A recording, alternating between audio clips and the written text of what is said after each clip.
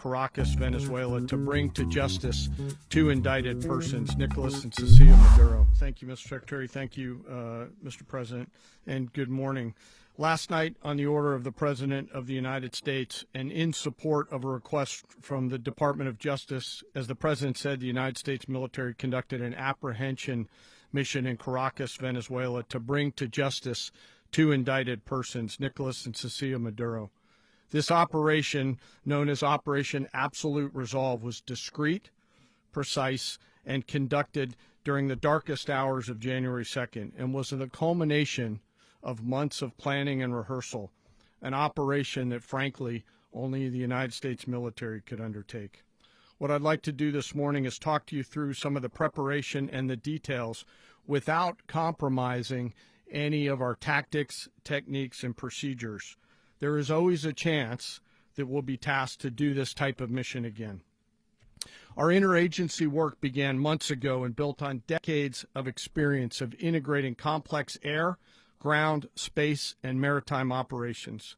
While the past 2 decades have honed the skills of our special operations forces, this particular mission required every component of our joint force, with soldiers, sailors, airmen, Marines, and Guardians working in unison with our intelligence agency partners and law enforcement teammates in an unprecedented operation. We leveraged our unmatched intelligence capabilities and our years of experience in hunting terrorists, and we could not have done this mission without the incredible work by various intelligence agencies, including the CIA, NSA, and NGA. We watched, we waited, we prepared, we remained patient and professional. This mission was meticulously planned, drawing lessons from decades of missions over the last many years, many missions over these last many years. This was an audacious operation that only the United States could do. It required the utmost of precision and integration within our joint force. And the word integration does not explain the sheer complexity of such a mission.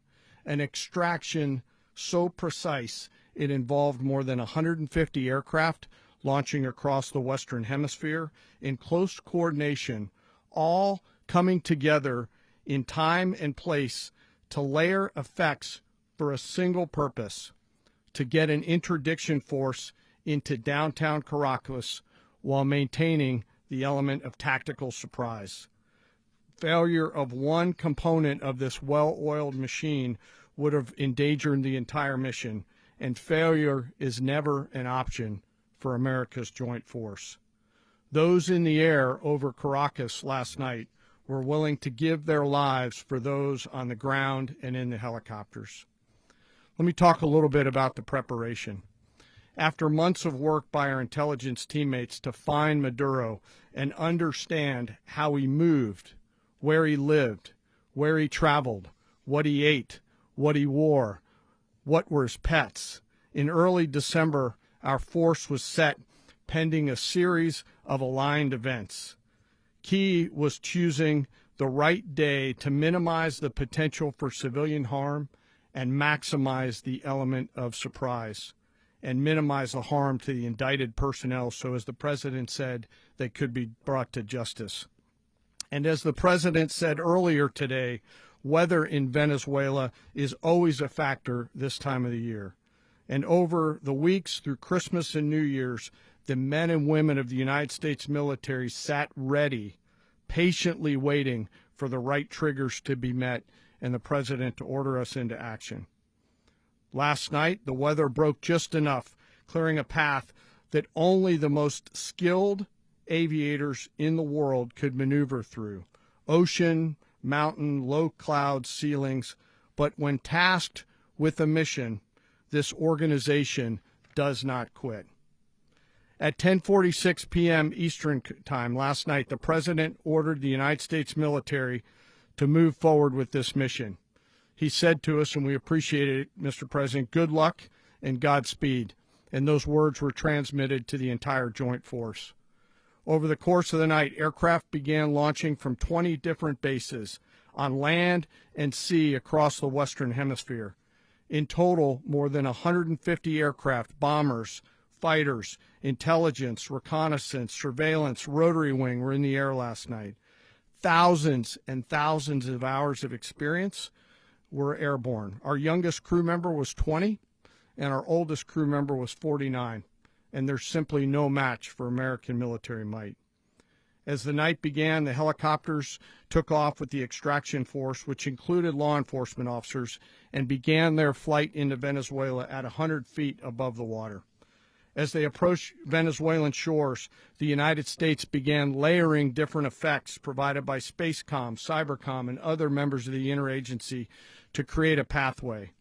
Overhead, those forces were protected by aircraft from the United States Marines, the United States Navy, the United States Air Force, and the Air National Guard. The force included F-22s, F-35s, F-18s, EA-18s, E-2s, B-1 bombers, and other support aircraft, as well as numerous remotely piloted drones. As the force began to approach Caracas, the Joint Air Component began dismantling and disabling the air defense systems in Venezuela, employing weapons to ensure the safe passage of the helicopters into the target area. The goal of our air component is, was, and always will be to protect the helicopters and the ground force and get them to the target and get them home. As the force crossed the last point of high terrain where they'd been hiding in the clutter, we assessed that we had maintained totally the element of surprise.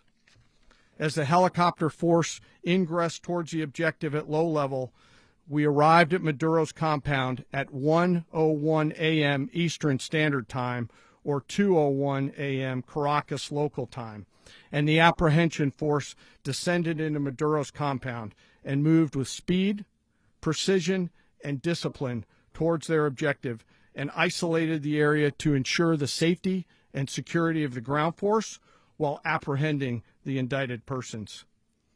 On arrival into the target area, the helicopters came under fire, and they replied with that fire with overwhelming force in self-defense. One of our aircraft was hit but remained flyable, and as the President said earlier today, all of our aircraft came home, and that aircraft remained flyable during the rest of the mission. As the operation unfolded at the compound, our air and ground intelligence teams provided real-time updates to the ground force, ensuring those forces could safely navigate the complex environment without unnecessary risk. The force remained protected by overhead tactical aviation. Maduro and his wife, both indicted, gave up and were taken into custody by the Department of Justice, assisted by our incredible U.S. military with professionalism and precision, with no loss of U.S. life. After securing the indicted persons, the force began to prep for departure.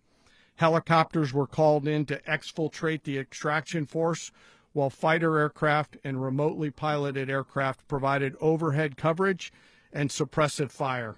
There were multiple self-defense engagements as the force began to withdraw out of Venezuela.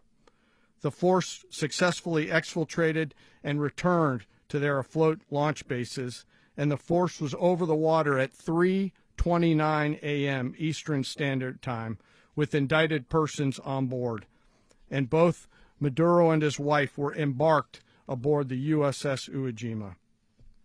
In closing, what we've witnessed today is a powerful demonstration of America's joint force. We think, we develop, we train, we rehearse, we debrief, we rehearse again and again, not to get it right, but to ensure that we cannot get it wrong. Our jobs are to integrate combat power so when the order comes, we can deliver overwhelming force at the time and the place of our choosing against any foe anywhere in the world. I am immensely proud today of our joint force and filled with gratitude to represent them here today. There is simply no mission too difficult for these incredible professionals and the families that stand by them and support them.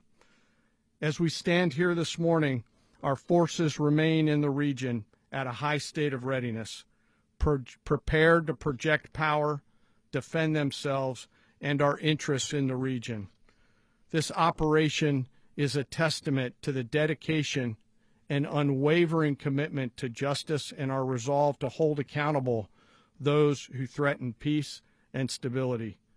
In closing, I want to express my heartfelt gratitude to the brave men and women who executed this mission. Their courage and tireless commitment to our nation are what makes us strong. Thank you, Mr. Secretary, and thank you, Mr. President.